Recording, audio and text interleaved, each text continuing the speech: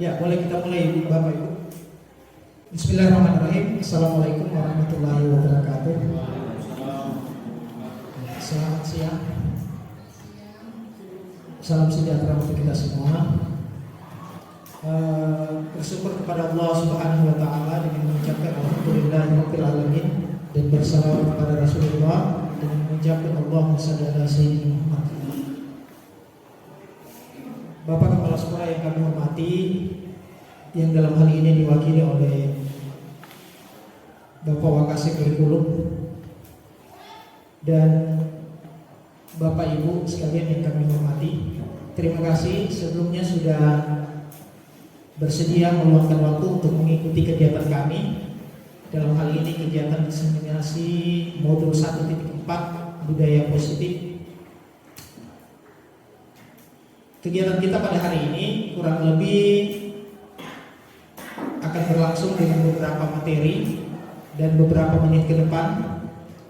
Semoga kegiatan ini senantiasa membawa kebaikan keberkahan untuk kita semua. Olehnya itu kami mengarahkan untuk agar supaya lebih berkahnya kegiatan hari ini, mari kita membacakan doa menurut agama dan kepercayaan kita masing-masing. Berdoa dimulai.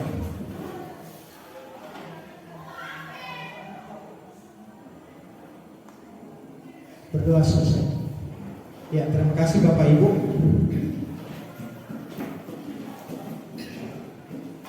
Ya, kegiatan kita pada hari ini, perkenankan, ini adalah kegiatan kami sebagai calon guru penggerak Angkatan 9 Kabupaten Sigi.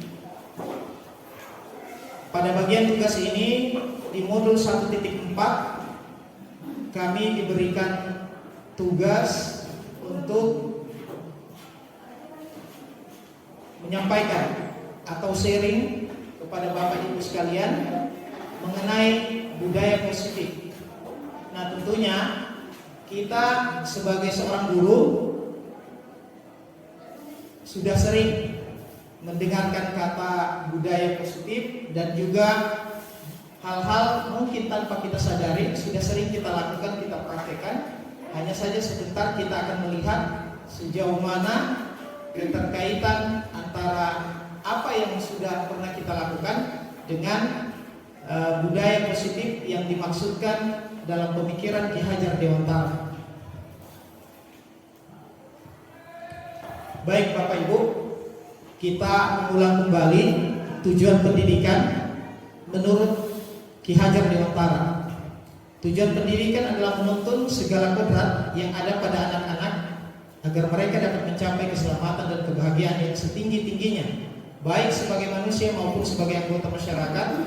Oleh sebab itu, pendidik hanya dapat menuntun tumbuh atau hidupnya kekuatan kodrat yang ada pada anak-anak agar dapat memperbaiki lakunya, bukan dasarnya hidup dan tumbuhnya kekuatan kodrat anak. Dalam pemikiran Ki Hajar Dewantara ada yang dikenal dengan kodrat alam dan kodrat zaman. Bapak Ibu pasti sangat mengetahui hal ini, ya, di mana kodrat alam itu apa yang dibawa anak sejak lahir, ya. Jadi perilaku anak itu sangat dipengaruhi dari sejak dia lahir, apa yang dia bawa sejak dia lahir. Kemudian pada kodrat zaman, ya, pada kodrat zaman ini justru dipengaruhi oleh lingkungan. Jadi si anak bisa berbakat, punya potensi karena dua hal ini. Yang pertama memang dibawa sejak lahir, ya, kalau kita kenal biasanya itu pengaruh dari gen, ya, keturunan. Nah, kalau misalkan seorang bapak olahragawan, si anak kemungkinan besar akan menjadi olahragawan. Tetapi jika terdapat si anak tidak olahragawan mengikuti sifat bapak, berarti boleh jadi itu dipengaruhi oleh lingkungan di mana dia dibesarkan. Nah, jadi bakat potensi yang ada dari si anak memang itu dipengaruhi dua hal. Bahkan ada teori yang mengatakan, teori ketiga itu justru perkembangan anak itu dipengaruhi oleh keduanya. Ada yang dari lahir dan kemudian dipengaruhi, diperkuat, dipertebal oleh lingkungannya dia berada. Baik Bapak Ibu, budaya positif di sekolah, tapi bisa dilihat ya dengan jelas ya. Budaya positif di sekolah, yaitu nilai dan kebiasaan sekolah yang berpihak pada murid agar mereka dapat berkembang menjadi pribadi yang kritis, penuh hormat dan bertanggung jawab sesuai dengan profil pelajar Pancasila. Bicara tentang budaya positif sekolah, ya, berarti nilai dari budaya positif yang ada di sekolah dan kebiasaan sekolah yang berpihak pada murid. Nah, kalau kita melihat bahwa terkait dengan kurikulum merdeka, sering kali kita mendengar pembelajaran berpihak kepada murid. Ya, jadi berpihak kepada murid ini menjadi kata kunci dari pemikiran Ki Hajar Dewantara. Ya, yang mana kita dengar, kita ingat dan kita tahu bersama, ya, untuk berpihak kepada murid. Kalau kita menengok tadi di slide pertama bahwa ada satu kalimat, satu kata yang itu harusnya menjadi pegangan kita. Apa itu Bapak Ibu? Kata menuntun. Jadi sebenarnya seorang guru, ya, kalau kita pahami bersama, kita harus mempertajam, ya, memperkuat di mana kata menuntun itu kita praktekkan dalam kegiatan sehari-hari dalam proses pembelajaran. Nah, karena setiap anak memiliki pribadi potensi yang berbeda-beda. Nah, tentunya dalam kurikulum merdeka ini yang sedang kita jalani sekarang, itu pasti ada pembelajaran yang dikenal dengan berdiferensiasi. Diferensiasi berarti kita bagaimana menghadirkan satu metode, bukan cuma satu, tetapi berbagai macam metode pembelajaran yang itu diambil dari keinginan siswa. Jadi kita harus punya data terlebih dahulu, siswa yang kita ajar dan sebagainya. Nah, itu kalau kita mengupas sedikit tentang proses pembelajaran di kelas. Artinya menuntut berarti kita melayani mereka, kita mendengarkan mereka, kita menunggu atau kita menghadirkan metode pembelajaran itu berdasarkan potensi yang ada di kelas. Jadi bukan kita yang diikut, bukan student center atau pembelajaran berpusat pada guru, bukan maunya kita. Karena kalau maunya kita berarti ada sesuatu yang kita paksakan, dan kalau kita paksakan dan itu tidak mampu diikuti oleh siswa, maka kita cenderung menyalahkan nantinya. Nah, saya secara pribadi juga jujur ketika belajar tentang berproses di guru penggerak ini baru terbuka, baru tahu, oh itu pemikiran Ki Hajar Dewantara itu ada loh. Ya, padahal mohon maaf ya, saya guru sejarah, harusnya saya paham itu ya sejarahnya, tapi saya cuma tahu Ki Hajar Dewantara bagaimana perjuangannya di Indonesia, tapi pemikirannya justru saya lewatkan dalam tanda kutip, ya mungkin saya tidak tajam lagi dalam membahas pemikiran Ki Hajar Dewantara. Kecuali yang saya ingat sekali, Ingarso Suntulodo, Ingmadia Mengkarso, Tuturi Handayani. Ya, Ingarso Suntulodo, silakan Pak Mahfud. Ingarso Suntulodo berarti kita memberi keteladanan. Memberi keteladanan. Nah, bagaimana seorang guru mampu menjadi teladan bagi siswanya? Nah, ada kata-kata yang sangat dari teman bahwa sangat keren kata-katanya, bahwa sebenarnya keteladanan adalah hal yang paling besar kemungkinan itu akan diikuti oleh siswa. Ya, contoh misalkan kalau kita ingin si anak disiplin, datang tepat waktu, maka kita harus memberikan teladan. Maka itu yang dimaksudkan oleh Ki Hajar Dewantara, Ingarso Suntulodo yang pertama. Ya, jadi harus menjadi teladan. Mereka harus bangga dengan gurunya, mereka harus meneladani, mereka harus senang, gitu. Supaya dengan sendirinya pasti mereka berubah menjadi seperti yang seharusnya, memunculkan budaya positif tadi di sekolah. Budaya positif salah satunya yaitu kita tepat waktu, dicontohkan oleh guru-gurunya. Itu begitu barangkali Bapak Ibu ya yang bisa kami sampaikan mengenai yang kemudian kami lebarkan kepada pemikiran Ki Hajar Dewantara. Yang kedua, Ingmadia Mangunkarso. Ya, Ingmadia Mangunkarso memiliki arti bahwa di tengah-tengah memberikan semangat. Ya, semangat. Jadi ketika kita berada di tengah-tengah si anak, kita memberikan semangat. Mungkin dia kenapa contoh kasus misalkan si anak jarang hadir ke sekolah. Ya, kalau kita mengetahui latar belakang si anak, pasti kita tidak langsung marah, tidak langsung menghakimi, tidak langsung mengeksekusi, ya. Nah, ini kaitannya sebentar, 5 kontrol guru.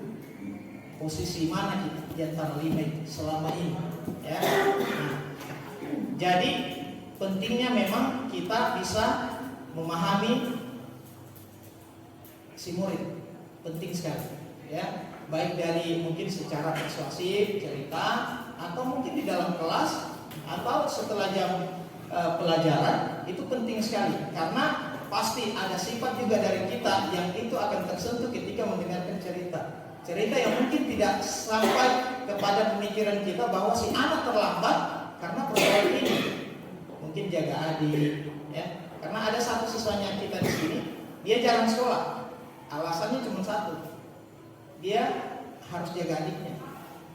Itu. Dia tidak jaga, susah juga, cuma dia diharap karena cuma ibunya yang kerja. Nah, yang begitu dan yang menjadi satu contoh kasus. Pasti Bapak Ibu di sini lebih berpengalaman, apalagi guru-guru orang tua saya yang sudah luar biasa sekali pengabdian selama ini, ya, di dunia pendidikan. Nah, yang terakhir Tuturi Handayani. Tuturi Handayani, kita selalu melihat logonya, selalu melihat tulisannya, ya. Yang dimaksudkan Tuturi Handayani dalam pemikiran Ki Hajar Dewantara ialah memberikan dorongan. Tadi kita memberikan teladan di depan, di tengah-tengah kita memberikan semangat, yang terakhir kita memberikan dorongan. Ketika kita tahu permasalahan siswa, ya kita memberikan motivasi. Jadi penting sekali, kata motivasi itu penting sekali, ya Bapak Ibu. Terkadang si anak itu bukan dia tidak suka mata pelajaran kita, ya, bukan dia tidak tahu, tetapi pertanyaannya apa yang memotivasi mereka sehingga mereka mau ikut dengan kita, kan begitu pertanyaannya. Mereka mau masuk dengan kita, apa motivasinya? Nah itu. Jadi kita bisa mulai dari kata-kata motivasi, kita bisa mulai dari pendekatan-pendekatan, ya. Setahu kami seperti itu untuk bagaimana kita bisa memahami murid terkait dengan kata menuntun tadi. Ya, barangkali Bapak Ibu kita lanjut. Konsep utama budaya positif. Ya, sambil ini barangkali saya berdiri ya, mohon izin. Konsep utama budaya positif. Perubahan paradigma belajar yang pertama. Ya, perubahan paradigma belajar. Ini kalau bicara paradigma berarti pandangan pemikiran, ya. Itu. Bagaimana seharusnya tentang belajar, ya, pemikiran kita tentang belajar ataupun anak-anak yang di sekolah. Yang kedua ada disiplin positif, ya, disiplin positif. Nah, kemudian ketiga kebutuhan dasar manusia. Yang keempat motivasi perilaku manusia. 5 restitusi posisi atau kontrol guru. 6 keyakinan kelas dan 7 segitiga restitusi. Ini materi kita pada hari ini, Bapak Ibu. Kita akan bahas satu persatu. Pada hari ini akan kita kupas satu persatu, kita pertajam lagi, kita sharing, kita berbagi, ya, untuk memahami konsep utama budaya positif. Jadi budaya positif apa yang harus kita hadirkan di sekolah ini dan yang mungkin memang sudah ada sebenarnya dan tanpa kita sadari sudah sering kita lakukan. Tetapi posisinya nanti di mana? Nanti kita bahas satu persatu.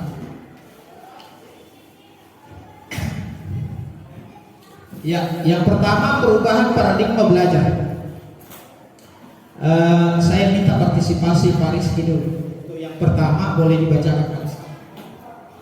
Terima kasih. Untuk yang pertama materi ini adalah tentang perubahan paradigma belajar.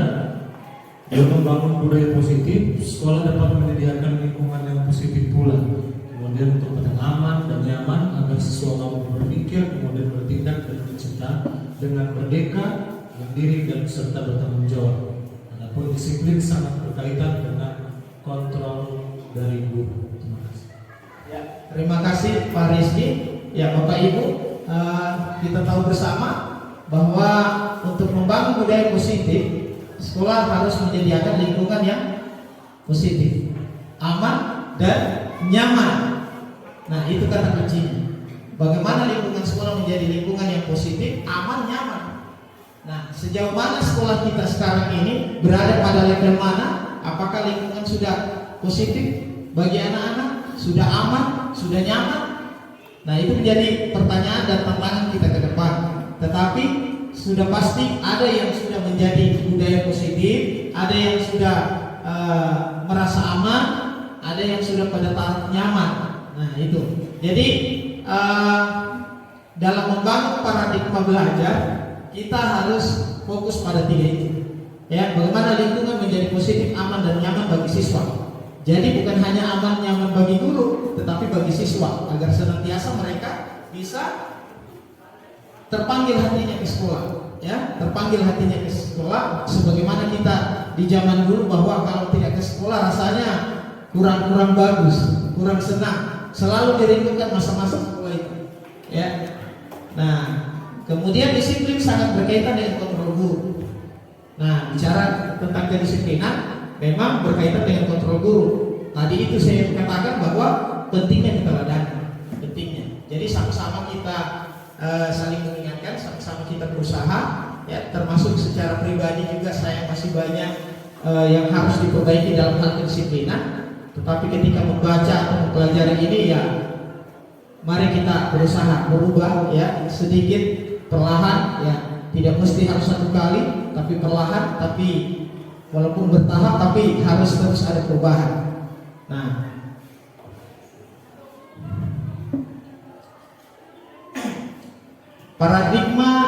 perubahan paradigma dalam teori kontrol atau ilusi kontrol yang disampaikan oleh Dr. William Glasser. Ya, mungkin saya minta perwakilan dari Ibu Ana, ya, untuk membacakan. Ya, terima kasih. Adapun di sini perubahan paradigma teori kontrol dari Dr. William Glasser. Yang pertama adalah ilusi guru mengontrol murid. Kedua, ilusi bahwa semua penguatan positif, efektif dan bermanfaat. Ketiga, ilusi bahwa kritik dan membuat orang merasa bersalah dapat menguatkan karakter. Dan yang terakhir, ilusi bahwa orang dewasa memiliki hak untuk memaksa. Terima kasih. Oke, terima kasih Ibu Ana. Jadi Bapak Ibu pasti sudah mengetahui ilusi, ya. Ilusi ini yang biasanya terbayang di pikiran kita atau mungkin ada di pikiran kita, ya. Kalau saya secara pribadi memang, ya, beberapa tahun-tahun sebelumnya sejak mengajar, memang pemikiran saya begitu. Ilusi saya bahwa guru itu mengontrol murid, ya. Padahal menurut William Glasser, ya, itu tidak seperti itu. Ya. Ini bayangan dari seorang guru bahwa guru bisa mengontrol murid, ya. Ilusi bahwa semua penguatan positif, efektif dan bermanfaat. Ilusi bahwa kritik dan yang membuat orang bersalah dapat menguatkan karakter. Terkadang kita biasa mengkritik, ya, supaya si anak mungkin berpikir, ya, dia bisa memahami kesalahannya, ya. Tetapi pada dasarnya, ya, itu tidak akan menguatkan karakter dia, tidak akan menguatkan karakter dia. Ilusi bahwa orang dewasa memiliki hak untuk memaksa, ya, orang dewasa harus membentuk si anak, harus membentuk si murid, ya. Padahal kita hanya bisa menuntut, ya. Karena ada bicara teori kontrol, ya, ada dicontohkan begini Bapak Ibu. Kalau sekiranya misalkan kita bayangkan Pak Rizky menggenggam satu hal yang paling berharga dalam hidupnya di sebelah kanan, dia pegang erat-erat. Sebelah kanan dia pegang erat-erat. Kemudian kita coba gimana membujuk, merayu, memarah, menghardik dan sebagainya supaya dia membuka tangan kanannya. Menurut Ibu Ana, kira-kira dia mau buka? Dengan cara apapun, kira-kira Ibu Ana mampu membuka genggaman tangan Paris? Menurut Ibu Ana, menurut? Ya. Karena sebagai mungkin saya sebagai seorang yang dewasa, Iya. saya anak paling memaksa. Ya. Tapi bisa jadi. Bisa jadi karena memaksa. Ya mungkin Bapak Ibu yang lain kira-kira bagaimana pendapatnya? Ya, bisa tidak Ibu Ana mempengaruhi Pak Rizky? Nah, kita tanya Pak Rizky, kira-kira Pak Rizky, genggaman tangan kanan tadi sangat berharga. Ada paksaan, ada sampai ancaman. Apapun itu dilakukan oleh Ibu Ana supaya terbuka itu genggaman. Kira-kira Pak Rizky mau membukanya? Kalau secara pribadi kalau hal yang berharga ya sulit. Sulit ya? Tidak terbuka ya? Nah, jawabannya Ibu Bapak Ibu bahwa kita tidak bisa mengontrol orang lain. Sehingga apapun caranya, kalaupun terbuka tangan kanan Pak Rizky, itu karena kontrolnya ada sama dia. Jawabannya adalah kita mau terima orang karena kita mau membuka. Kita mau terima orang karena kita mau membuka. Begitupun dengan murid, kita tidak bisa paksakan dia harus berubah. Kalaupun dia berubah, itu karena dia mau membuka untuk kita. Itu jawabannya. Maka disebutkan bahwa orang dewasa itu memilih hak untuk memaksa. Bayangannya kita ini, bahwa kita sebagai guru mampu untuk mengarahkan si anak merubah si anak. Padahal tidak seperti itu. Nah, contoh yang lebih kerennya, kalau biasanya menurut saya, Bapak Ibu bisa benar bisa salah tergantung tanggapan. Contoh, bagaimanapun seorang guru mengajar, secerdas apapun guru itu, dia tidak mampu kasih cerdas semua anak yang diajar. Itu yang jadi PR sebenarnya. Coba, kalau misalkan Pak Dedi ngajar, Pak Dedi kurang metode apa lagi yang belum? Kira-kira kurang bagaimana? Kira-kira. Tapi berapa banyak si anak bisa mengikuti? Karena Pak Dedi tidak bisa mengontrol si anak. Kita nggak bisa mengontrol orang. Kalaupun dia terima, itu karena dia mencoba untuk berubah. Seperti jawaban Pak Rizky. Barangkali begitu Bapak Ibu bisa dipahami ini. Ya, oke. Kalau ya, jadi apakah kita membutuhkan yang dingin-dingin Ibu Ana? Es breaking. Ya, kayaknya Ibu Erwin harus perlu es breaking ini ya. Perlu. Ya. Jadi, tapi Ibu Erwin mudah-mudahan sudah memahami permainan ini. Pak Mahmud mudah-mudahan ya nanti bisa mengikut. Baiklah, sebelum kita lanjut ke slide berikutnya, ya kita coba mainkan satu permainan yang disebut dengan permainan hablum. Saya sebutnya hablum. Jadi dua kata, hablum. Hablum. Oke. Hablum.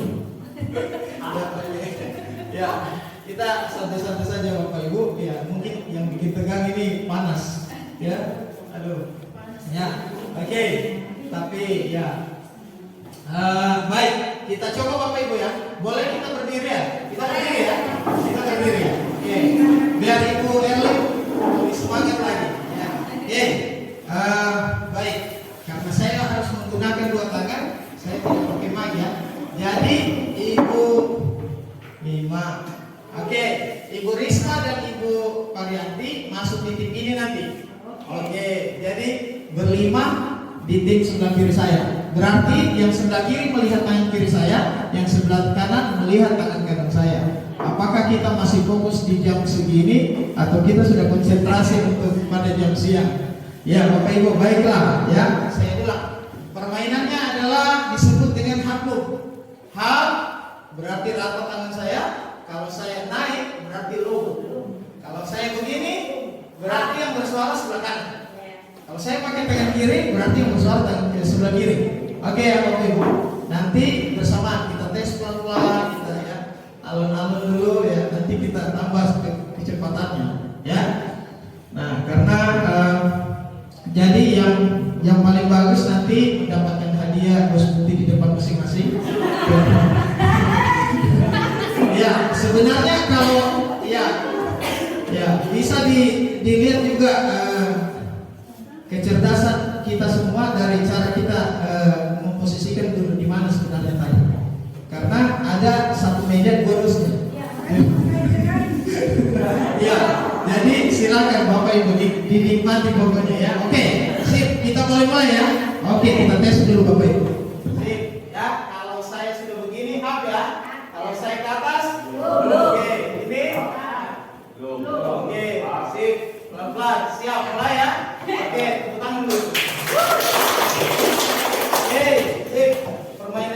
saya mainkan nanti dengan Bapak Ibu.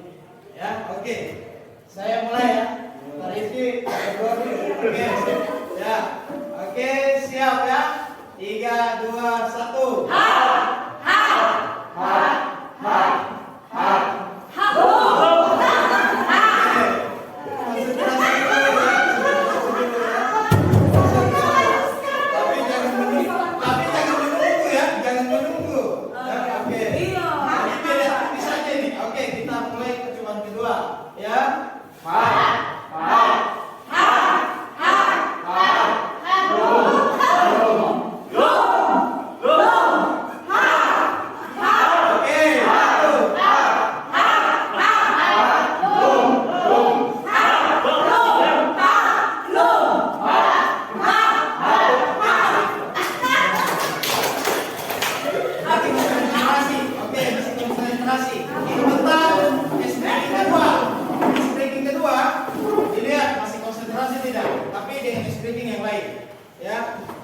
Kecepatan berpikir dan kecepatan menghafal.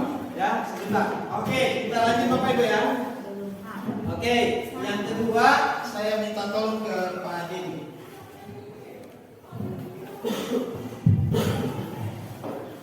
Selanjutnya untuk budaya positif yang ketiga yaitu tentang disiplin positif. Disiplin positif ini berasal dari bahasa Latin yaitu disciplina, yang artinya belajar disiplin diri, membuat orang menggali potensi menuju sebuah tujuan, apa yang dia hargai.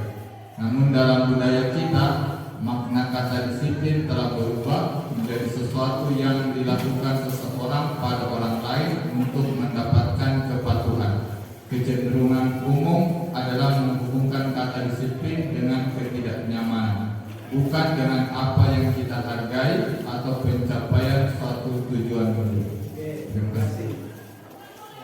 Terima kasih Pak Dedi. Ya, jadi Bapak Ibu bisa dilihat bahwa ternyata kata disiplin ya itu sudah berubah sekarang. Ya, mungkin dalam pemikiran kita ya bahwa disiplin itu bagaimana kita memaksakan seseorang supaya mengikut sesuai aturan kan, sesuai yang kita mau. Padahal kata disiplin itu artinya belajar. Kata disiplin belajar. Nah, ini pentingnya sebagai seorang guru kita bisa memahami bersama. Saya yakin Bapak Ibu juga memahami hal ini. Atau mungkin ada contoh kasus. Kira-kira Bapak Ibu ada contoh kasus di mana kita itu memaksakan kata disiplin ini agar orang menjadi patuh. Ya, bagaimana kira-kira? Ada yang bisa mungkin satu aja. Ya, silakan Ibu Marhana. Terima kasih atas waktu yang diberikan. Contoh kasus penggunaan disiplin yang selama ini kita mungkin tidak pahami. Ketika seorang anak terlambat masuk di kelas yang seharusnya kita masuk jam 7.15, tetapi dia datang nanti jam 7.30. Berarti dia menyalahi 15 menit.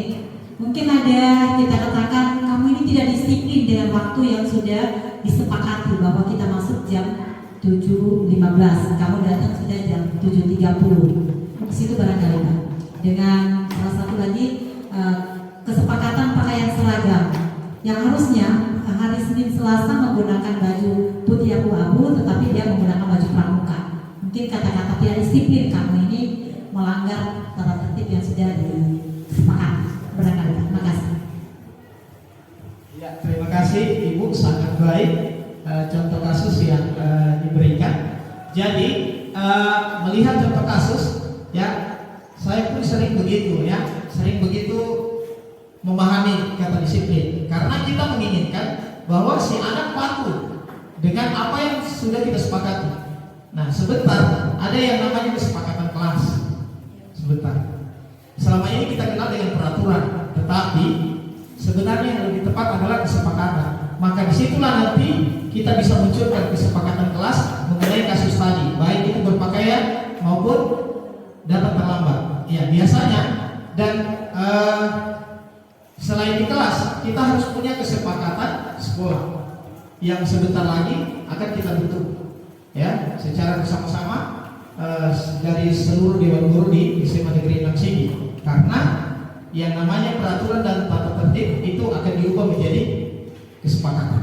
Kesepakatan itu ada perbedaan dengan peraturan. Ada perbedaan. Maka sebentar akan kita bahas pada bagian mana dia berbeda. Ya, sehingga harus diganti menjadi kesepakatan. Baik. Ya, yang berikutnya kebutuhan dasar manusia. Ya, setiap orang berbeda. Kita harus berusaha memahami pandangan orang lain tentang dunia. Setiap orang memiliki gambaran yang berbeda. Jadi sekalipun dia murid, dia pasti punya pandangan berbeda. Sekalipun kita sesama guru, pasti kita punya gambaran yang berbeda. Nah, sehingga kita tidak bisa memaksakan orang atau mengontrol orang. Kalau kita kembali ke tadi, itulah alasan bahwa kita tidak bisa mengontrol orang lain, ya, untuk melakukan seperti yang kita ingin. Ya. Jadi kita harus betul-betul memahami bahwa kebutuhan dasar manusia itu berbeda, sehingga kita tidak bisa memaksakan sesuatu. Oke, jadi Bapak Ibu ada contoh kasus, ya, ada contoh kasus, ya. Kami sebut saja namanya Pak Soleh, ya. Adalah guru kelas 5 SD Permata, sedang bingung menghadapi ulah salah satu murid di kelas yang bernama Ali. Beberapa anak telah datang dan mengeluhkan Ali yang seringkali meminta bekal makan, ya, meminta bekal makan siang mereka dengan paksa. Jadi si Ali seringkali memaksa temannya untuk memberikan bekal makan siang mereka.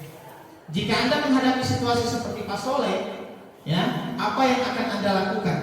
Jika Bapak Ibu yang bertindak sebagai guru atau menemukan murid seperti itu, menurut Bapak Ibu kira-kira apa yang Bapak Ibu akan lakukan? Dan kira-kira apa alasan Ali melakukan itu? Ya, boleh ke silakan Ibu. Kalau Ibu menjadi guru di situ atau menemukan murid seperti itu, apa yang Ibu lakukan? Ya, menangani kasus kan saja. Iya, terima kasih atas kesempatan ini. Iya, iya.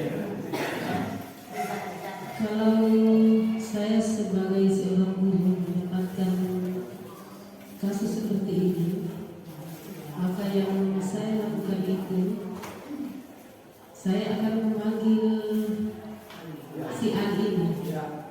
Mengapa setiap mau makan siang dia harus memaksa sama temannya untuk meminta bekalnya temannya untuk dia mau makan, sementara temannya bawa untuk dirinya sendiri.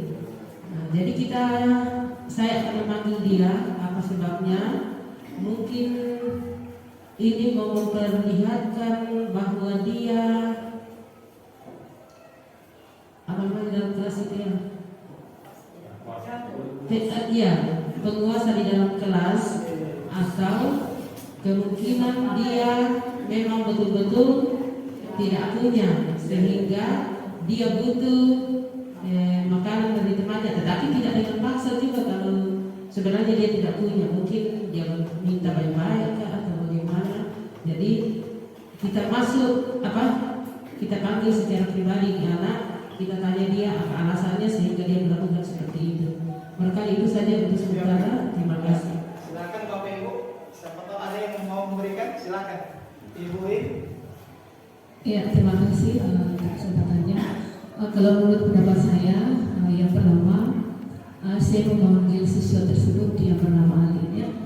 Ia menanyakan, pertama, menanyakan kenapa sampai memaksa meminta bekal. Kemudian, tapi sebelum ke situ, saya tanyakan dulu apakah dia mempunyai bekal atau tidak. Ketika tidak, saya akan berikan dengan persyaratan nanti kedua kali, ketiga kalinya nggak usah meminta ke teman. Setelah itu baru saya tanya permasalahannya, apa masalahnya. Ketika misalnya dia sudah keluarkan masalahnya, baru kita guru kita tahu sebenarnya mungkin dia tidak punya apa-apa atau seperti apa. Ya, terima kasih. Oke, terima kasih Win sama Ibu Ida. Ya, terima kasih Ibu ya, Ibu Ida, Ibu Win. Ya, kita lihat ya, masih ada kan? Oke. Ya, jadi yang dijawab oleh Ibu Win sama Ibu Ida itu ada yang masuk di sini ya? Ada ya? Pas-pas Ibu Esther minta tolong bahasa Inggris dulu saya. Ya, nanti diarahkan juga ya mengenai bahasa Inggris Pak Soleh sebaiknya mencari tahu alasan Ali melakukan tindakan tersebut. Jadi betul apa yang disampaikan oleh Ibu Ida, Ibu Win harus dicari tahu dulu apa masalahnya, ya, agar mengetahui kebutuhan mana yang sedang berusaha dipenuhi Ali. 5 kebutuhan yang harus dia penuhi Ali. Ya, dia berada di posisi mana sehingga pentingnya kita menanyakan tadi. Ya, menanyakan. Nah, nanti sebentar berkaitan kasus ini dengan bagaimana cara kita menanya si murid. Bertanya, kemudian sampai kita tidak menyinggung perasaannya, walaupun dia melakukan kesalahan. Ya, kalau dikenal di guru penggerak namanya validasi, segitiga restitusi. Sebentar materinya kita akan bahas, jadi akan berkaitan semuanya. Yang pertama, Ali lapar dan orang tuanya tidak membawakannya bekal makan siang, ya, atau disebut tidak survivor. Berarti posisi dia survivor. Ya, bertahan hidup ya pada dia, Ibu Esther ya, bertahan hidup ya Bapak Ibu. Ya, jadi mau tidak mau dia harus memaksakan, ya, karena dia ingin bertahan hidup. Apakah kebutuhan itu yang dia ingin penuhi? Maka kita pentingnya bertanya kepada si Ali tadi. Yang kedua, teman Ali jadi perhatian Ali. Ya, love and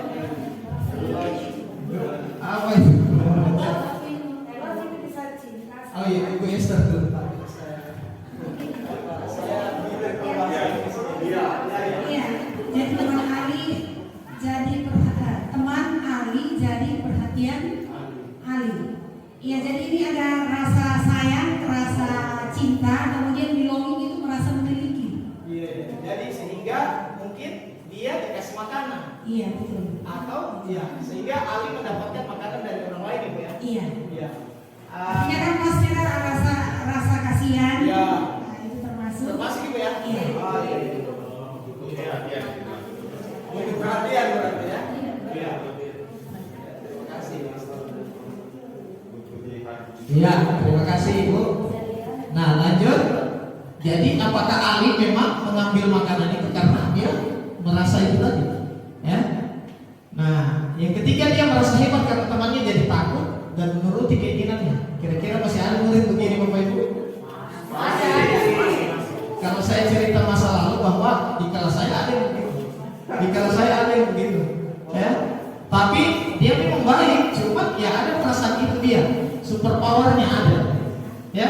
Sehingga tidak jarang kami itu ya harus menuruti, tetapi dia juga teman kami, sahabat kami. Cuma kalau ada dia punya mau, ya dia ingin, gitu. Tapi hal-hal yang baik yang wajar, ya. Nah, dan memang kita melihat dia orang yang punya power, kekuatan, orang yang punya kekuatan. Nah, dia merasa hebat. Nah, sehingga ya mana saja ya mungkin minta bekalnya Pak Mahfud, ya.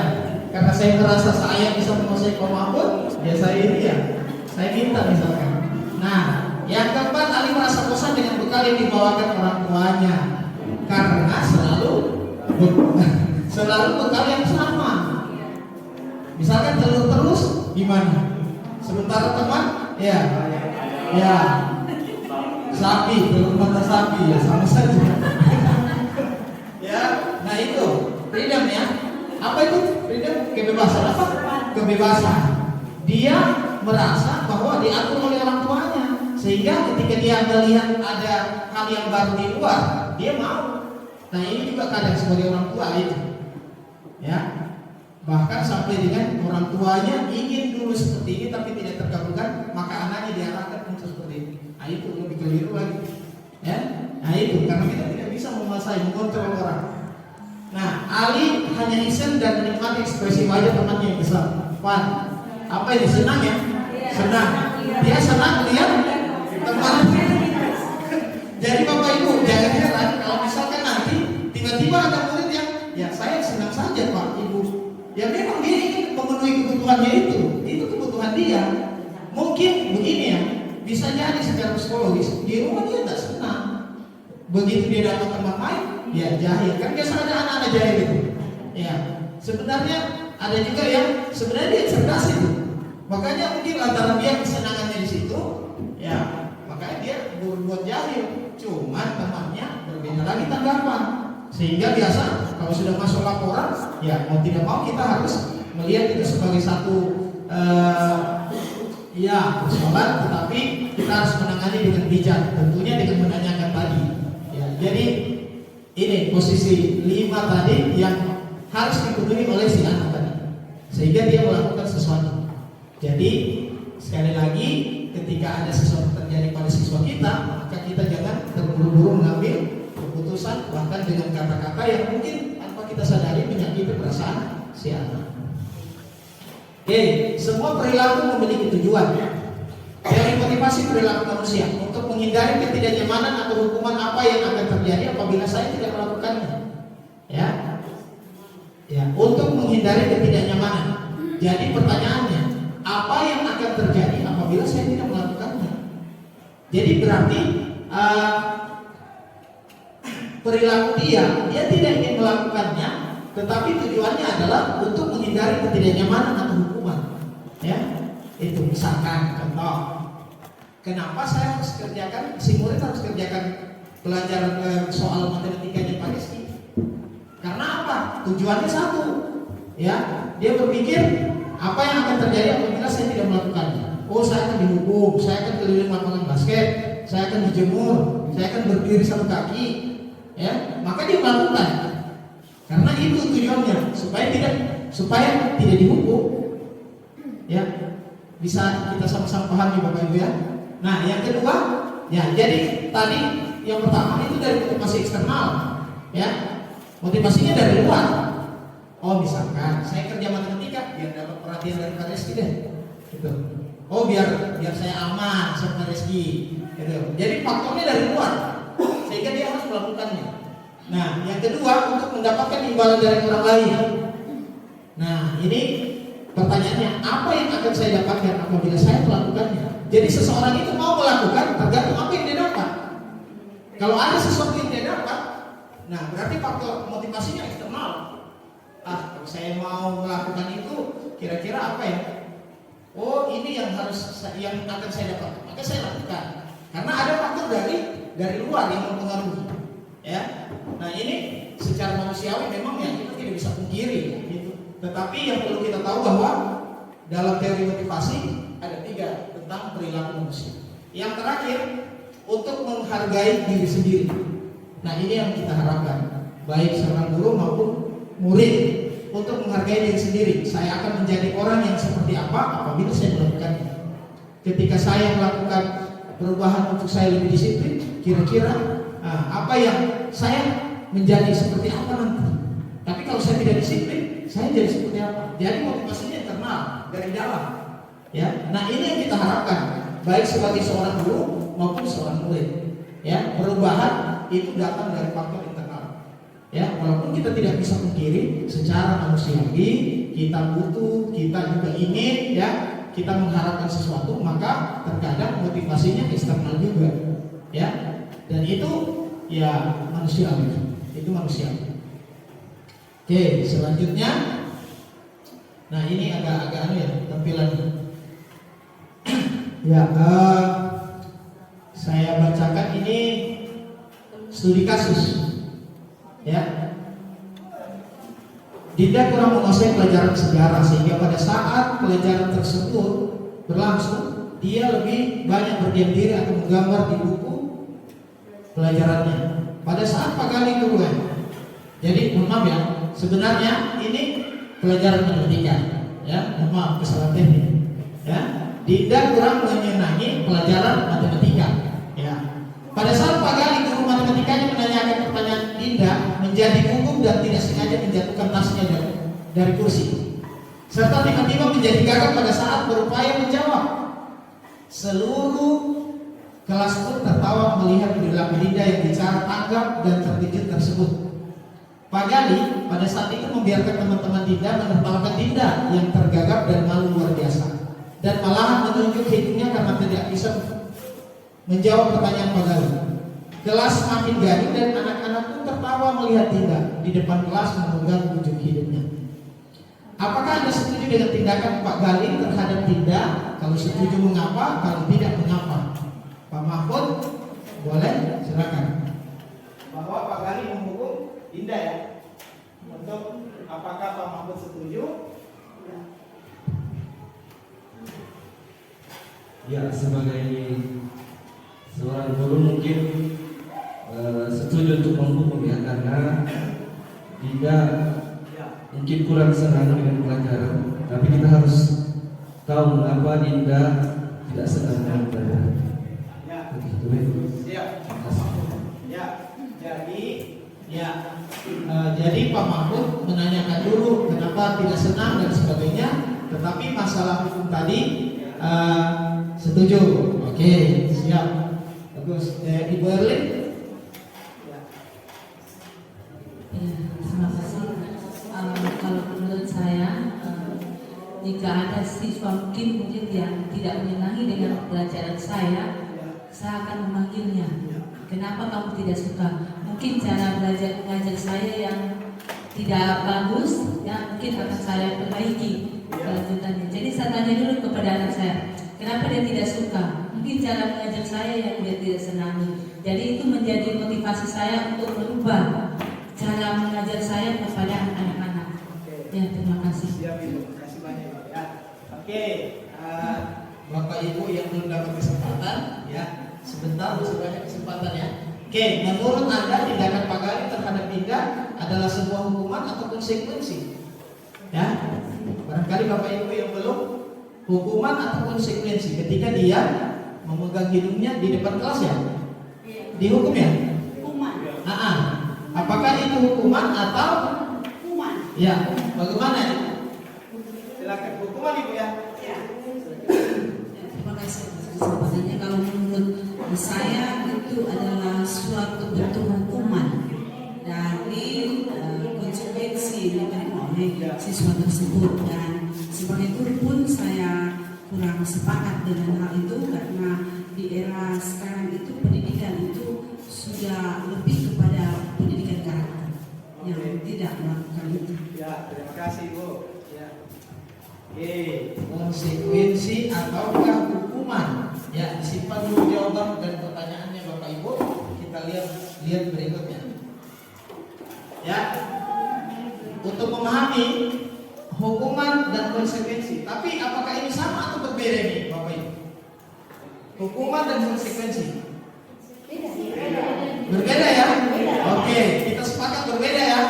Oke, mari kita pelajari soal studi kasus.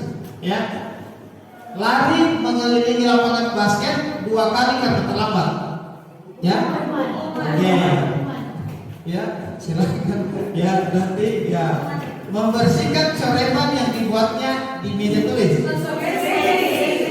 Oke, apakah dia membersihkan coretan yang dibuatnya di meja tulis adalah hukuman atau konsekuensi?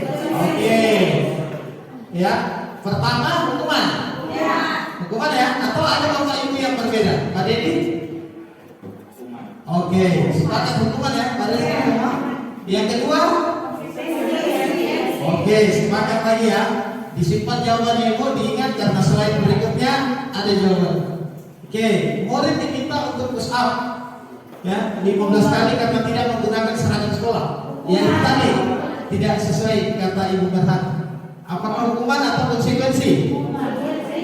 Apa? Nah, berbeda sudah ini. Tapi yang Bapak Ibu yang hukuman boleh unjuk tangan. Yang hukuman push up karena tidak seragam, hukuman. Oke, selebihnya konsekuensi ya. Oke. Di soal 3 kita berbeda ya. Oke, yang keempat, berjemur di lapangan basket pukul 12 siang karena ngobrol dengan teman saat belajar. Gimana Ibu? Hukuman ya? Ada yang konsekuensi? Tidak ada ya? Hukuman Ibu ya? Oke. Ya, pertanyaan terakhir ya. Berdiri di depan kelas sambil mengangkat kaki satu karena tidak bisa menjawab pertanyaan. Hukuman atau konsekuensi? Kalau Ibu Esther?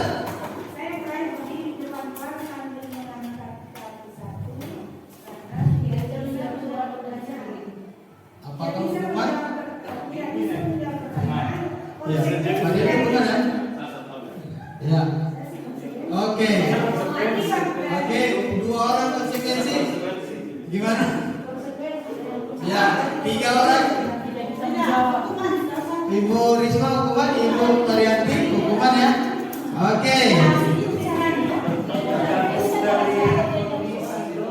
Atau langsung kita lihat jawabannya Bapak Ibu ya. Oke, langsung jawabannya ya. Oke. Ya, belum Bapak Ibu yang tadi. Ternyata sudah mulai ya konsentrasinya ya. Sudah mulai ya. Oke, ini jawabannya Bapak Ibu. Berarti Wester ya, baris beda ya. Bukan.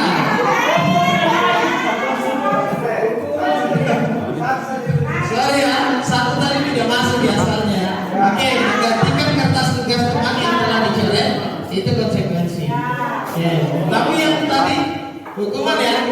Jadi kalau Pak Rizky, ya apa? Ya silakan Pak Diri. Ya, ini yang penting ini. Ya. Jadi kalau untuk membedakan antara hukuman atau konsekuensi, jadi kalau hukuman tadi kan ada sekilas tadi istilah sebelumnya. Jadi sesuatu yang membuat tidak nyaman. Jadi hukuman itu artinya ketidaknyamanan dalam artian membuat seseorang itu melakukan aktivitasnya itu merasa tidak nyaman. Nah itu berarti hukuman. Sementara kalau konsekuensi ini dia lebih ke dampak dari apa yang dilakukan. Nah kalau dampak ini bisa saja bertujuan baik, bisa saja bertujuan tidak baik. Nah jadi misalkan tadi itu membersihkan coretan yang dibuat di meja, nah itu lebih ke konsekuensi. Memang ada dampak yang dihasilkan, tapi itu bertujuan baik, bertujuan baik karena meja jadi bersih. Sangat ya. Ternyata Pak Diri masih ingat slide yang sebelumnya ya, kata-kata sebelumnya bahwa itu tidak membuat nyaman. Kalau tidak membuat nyaman berarti kita sedang menghukum si A. Ya, makanya tadi di pembahasan sebentar juga kita akan bahas mengenai apa namanya kesepakatan kelas. Nah, disitulah kalau peraturan, di situ arahnya ya ke hukuman. Ya, jadi apakah jawaban pertama tadi benar itu, Bapak Ibu? Benar ya. Yang kedua, oke, sip. Hanya satu konsekuensi ya. Oke, satu yang tadi belum ya. Nah, oke, kita lanjut Bapak Ibu ya.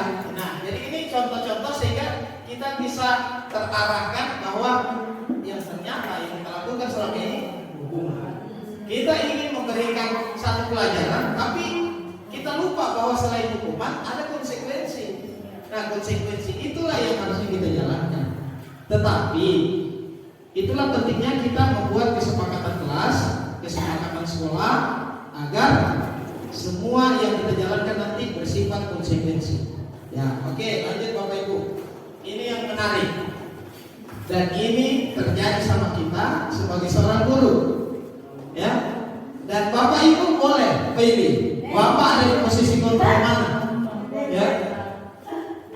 Pertama, 5 posisi kontrol guru. Yang pertama, menghukum. Ya. Ya. 2, membuat rasa bersalah. 3, teman. 4, memantau. 5, manajer. Adakah di posisi mana kita sekarang ini? Mungkin boleh 1 saja, boleh 2, atau jangan-jangan sudah semuanya. Ya, ya, tergantung kasus dan pasti pernah kita melakukan ini. Pasti. Tanpa kita sadari sebenarnya kita sudah lakukan semuanya. Kita lihat Bapak Ibu, ya, kita ada di mana? Bagaimana ciri-cirinya? Adakah di slide berikutnya? Ya, apakah kita menulis pendingin ya? Oke, ini tampilannya dari bawahnya. Oke, ya.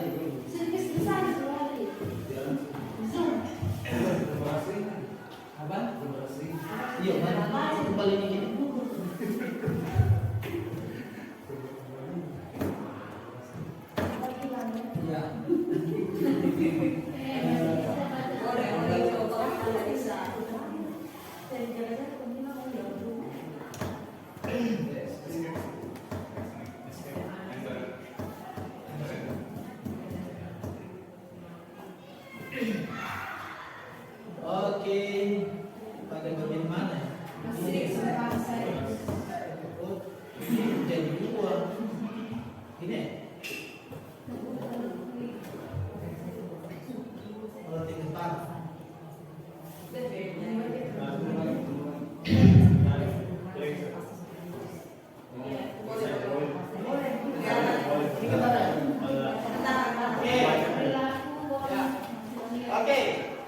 Penghukum pembuat rasa bersalah, teman pemantau manajer. Oke, kita tengok di sini Bapak Ibu.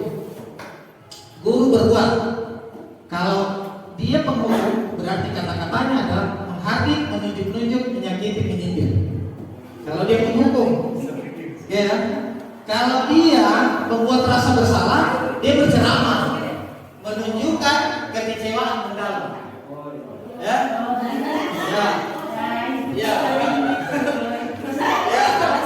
Kalau dia berposisi sebagai teman, maka kata-katanya adalah membuatkan alasan-alasan untuk murid-muridnya, karena dia merasa teman, ya, ada pembelaan dan sebagainya.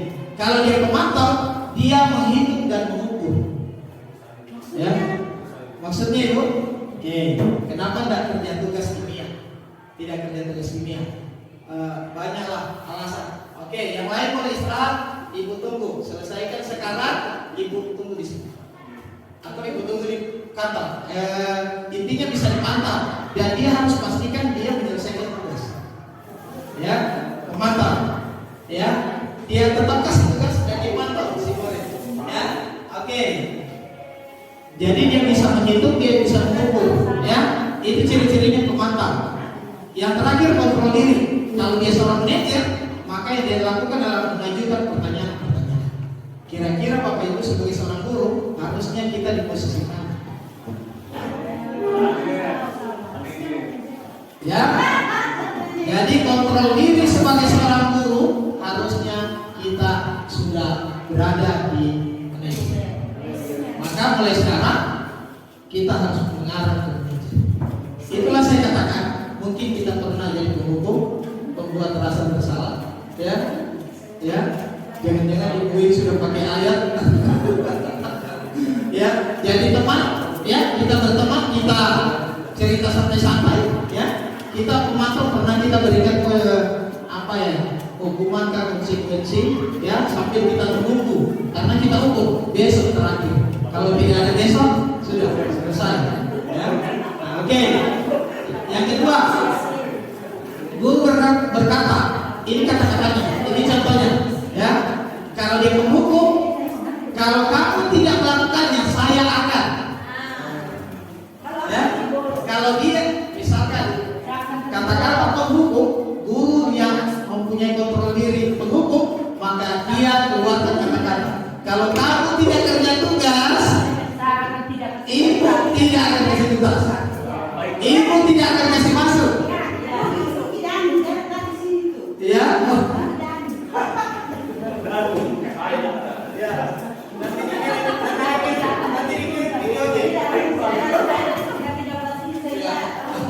Oke.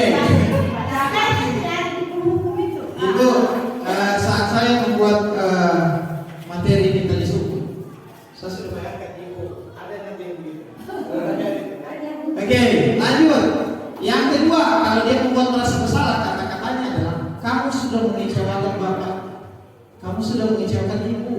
Ya, ibu sudah kasih begini, ternyata kamu cuma begini. Ya, bapak kecewa sekali.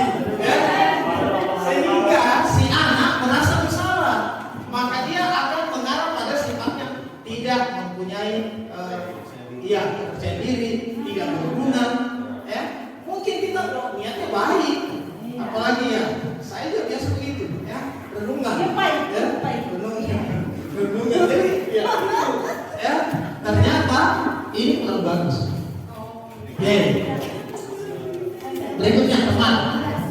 Saya pernah berpikir bahwa saya harus berteman dengan siswa karena di tingkatan SMA ternyata itu juga ibu. Yang dia katakan, lakukan untuk bapak ibu. Ya sudah, nanti bapak ibu baru bereskan. Kekurangannya dalam posisi teman adalah ketika mungkin dia dengan kita, dia ikut kita dan dia akan berubah. Maksudnya karena dia bukakan hati tadi, kontrolnya untuk kita, maka dia akan berubah. Tapi pertanyaannya, apakah dia berubah kalau dengan varianti? Apakah dia bisa mengikuti Ibu Risma? Apakah dia bisa mengikuti anak Pak Dewi? Ya, bapak yang lain. Ya, nah itu. Sehingga kekurangannya adalah si murid akan mengandalkan si murid. Ya. Oh ada baik gampang, ambilnya sampah baik, ambil surat izin, jangan sampah dan. Ya, jadi, iya.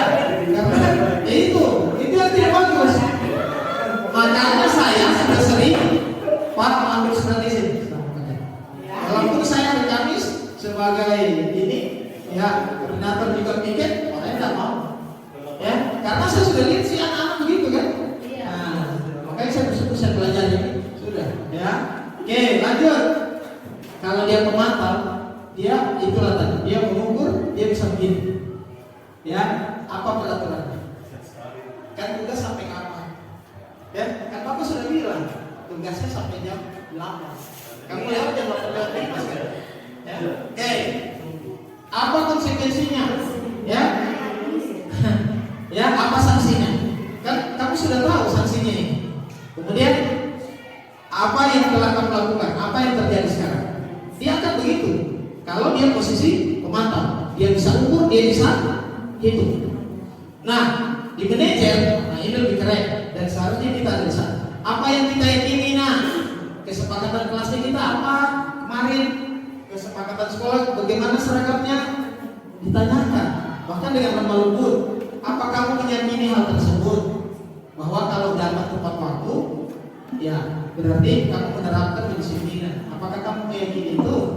Ya. Nah, kalau kamu meyakininya, kamu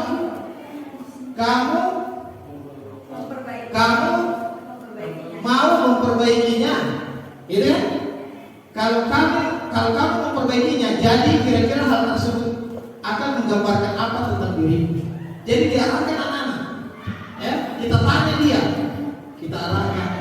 Jadi tidak ada apa yang menuju ya, tidak ada, ya. Nah, apalagi sudah sampai bilang kamu udah ingat loh, bapak ini dulu, ibu ini sudah bilang-bilang. Kalau sudah begitu itu luar biasa, ya. Kayaknya tidak ada benarnya si anak sudah, ya. Oke, hasilnya terakhir hasil.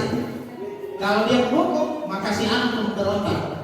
Dia akan berontak dia akan mendendam, dia akan menyalahkan orang lain. Ya, karena kata-kata yang kita kasih keluar, kalau kamu tidak melakukan, saya akan. Jadi kita hukum, kita ancam. Ya, ini boleh terjadi bukan hanya di murid, anak-anak kita, adik kita, kalau kita berlaku seperti itu, pasti. Yang kedua, menyembunyikan, menyangkal dan berbohong. Kalau dia membuat merasa bersalah, kita sering bela-belain juga, ya. Akhirnya dia akan menyangkal dan sebagainya. Sama guru lain dilihat ini, terakhir dia lapor, si anak tidak mau menyangkal, ini tidak mau mengaku.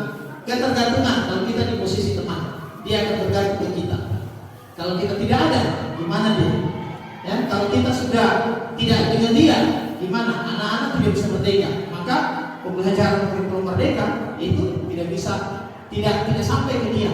Kita juga tidak sampai menyampaikan tentang bagaimana seharusnya murid merdeka. Menyesuaikan bila diawasi. Oh, Pak Rizky pasti dia periksa. Nah, harus, ya, harus kerja. Oh, Bapak itu dia periksa, waktu bersejarah itu. Ya sudah, beda. Iya, beda. Dia kerja. Jadi menyesuaikan bila diawasi. Yang terakhir, menguatkan watak karakter. Inilah yang kita ingin, bahwa si murid akan kuat karakternya walaupun dia bersalah, dia akan kembali ke kelompoknya dengan sesuatu yang baru, kepercayaan diri yang tetap walaupun dia pernah melakukan kesalahan. Itulah gunanya ketika kita harus bertindak sebagai manajer. Kita arahkan si anak yang bersalah tadi supaya dia mampu dengan kepercayaan diri kembali ke kelompoknya seperti awal dengan sesuatu yang baru. Nah, kalau kita tidak terjadi, kita tidak bisa mediasi hal itu, kemana lagi si anak mencari sesuatu yang diharapkan dari gurunya bisa membantu dia. Oke, Bapak Ibu, ini cukup panjang ya.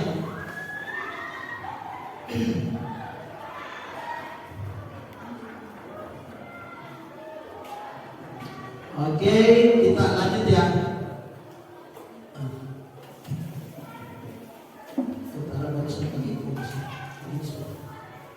Oke. Nah, kira-kira ada berapa? Oke, tidak lama lagi Bu, Bapak, ya. Karena ini sudah 11:41. Oke, keyakinan kelas, ya, adalah nilai-nilai kebajikan atau prinsip-prinsip universal yang disepakati bersama secara universal, lepas dari perbedaan agama, suku, negara, dan bahasa. Jadi keyakinan kelas, kebajikan atau prinsip-prinsip secara universal yang disepakati bersama baik guru maupun murid. Itu perbedaannya dengan aturan.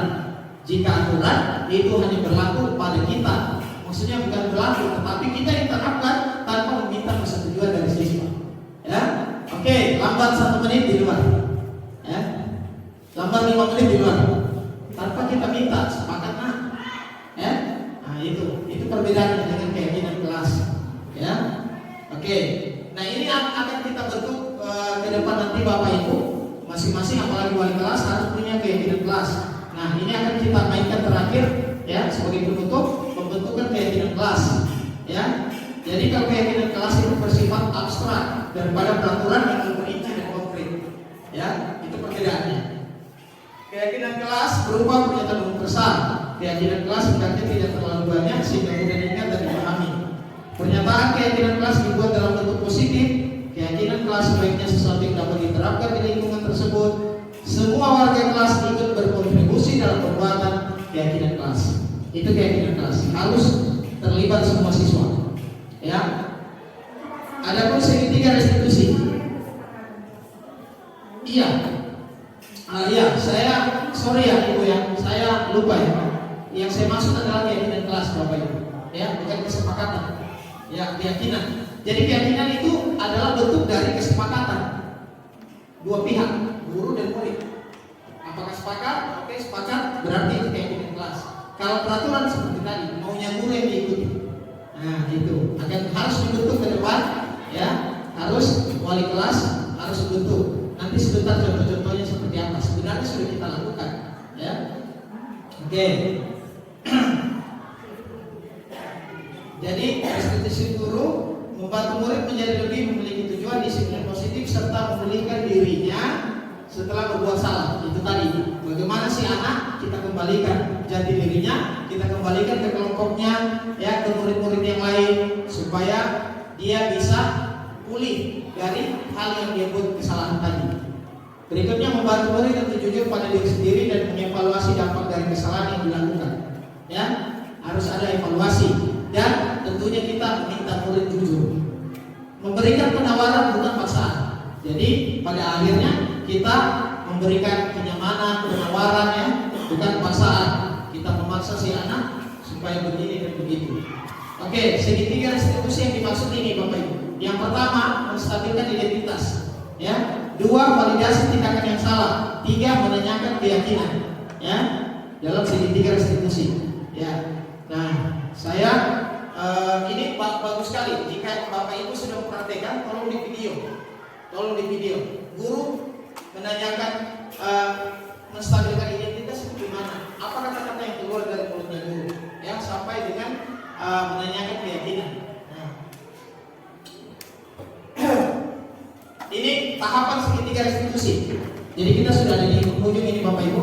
Tahapan segitiga restitusi. Ketika kita melakukan segitiga restitusi kepada anak yang dalam tanda kutip tadi berbuat kesalahan, maka yang harus dilakukan adalah yang pertama menstabilkan identitas. Berbuat salah itu tidak apa-apa, tidak ada manusia yang sempurna, ya, tidak ada manusia yang sempurna. Saya juga pernah melakukan kesalahan seperti itu. Jadi itu kata-kata yang keluar ketika kita menstabilkan identitas. Nah, kita bisa menyelesaikan ini, ya. Bapak atau Ibu tidak tertarik mencari siapa yang salah sebenarnya, tapi Bapak atau Ibu ingin mencari solusi dari permasalahan ini. Itu bahasa kita yang keluar ketika kita bertindak sebagai manajer dan kita memperlakukan tahapan segitiga restitusi. Yang terakhir, kamu berhak merasa begitu. Padahal ini sudah ada kesalahan, tetapi masih kita menggunakan bahasa yang tidak menyebutkan dia. Nah, yang kedua, validasi tindakan yang salah. Silakan Pak Edgar. Ya. Yang kedua, validasi tindakan yang salah. Apa kata-kata yang keluar dari seorang guru? Kamu pasti punya alasan mengapa melakukan hal itu. Betul kan begitu? Apa alasannya? Nah, itu yang kita lakukan. Yang kedua, kamu patut bangga pada dirimu sendiri karena kamu telah melindungi sesuatu yang penting buatmu. Contoh, misalkan kalau ada anak-anak berkelahi, pasti kita tanyakan dua orang yang terlibat, ya kan? Nah, kalau ditanyakan kenapa dia mukul si A, ya karena mungkin ada perasaan lain. Itu yang harus kita gali. Kenapa sampai dia pukul? Walaupun pemukulan itu tidak baik, tetapi kita harus jangan lupa menanyakan hal itu, ya. Dan tentunya, ya, apalagi kalau kasusnya tidak sampai memukul, ya, silakan. Kalau kasusnya seperti bahwa di dalam kelas, apakah kita katakan kamu memang pantas mendapatkan seperti itu di rumah? Terima kasih. Kata-katanya tinggal begini, Ibu Ana, kalau dari saya. Terima kasih ya.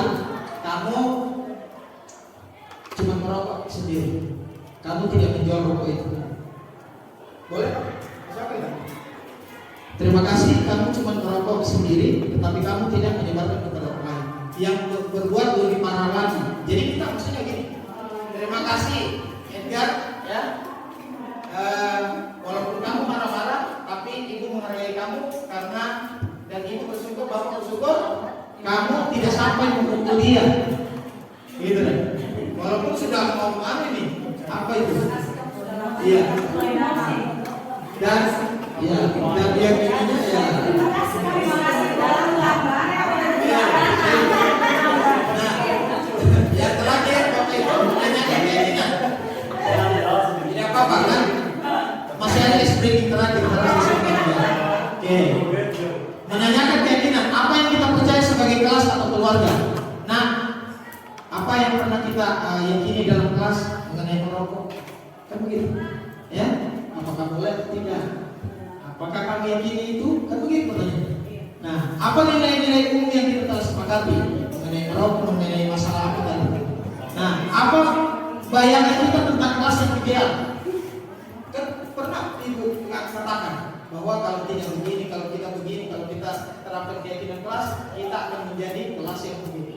Ya kan? Kita pernah, ya, gitu. Apalagi juara, motivasi juara dan sebagainya. Ya. Nah itu. Kamu mau jadi orang seperti apa? Nah, kalau kamu begini terus, ya kamu mau jadi bagaimana? Dan sebenarnya pertanyaannya ya itu tadi. Kamu mau jadi orang seperti apa? Ya. Tapi kita tanyakan, ada nggak cita-citanya? Pasti ada. Pasti ada. Ya. Oke. Jadi karena sudah waktu, terpaksa sedikitnya kita tunda di pertemuan berikutnya. Terima kasih sekali lagi. Mohon maaf atas segala kekurangan. Jikalau ada saran dan masukan, kami sangat tunggu. Nanti mungkin segera videonya kami share ke grup sekolah. Mohon saran dan tanggapannya, masukannya secara pribadi kepada kami agar mengenai materi hari ini dan juga pembawaan materi kami hari ini. Terima kasih sekali lagi. Kita tutup kegiatan hari ini dengan berdoa. Berdoa dimulai.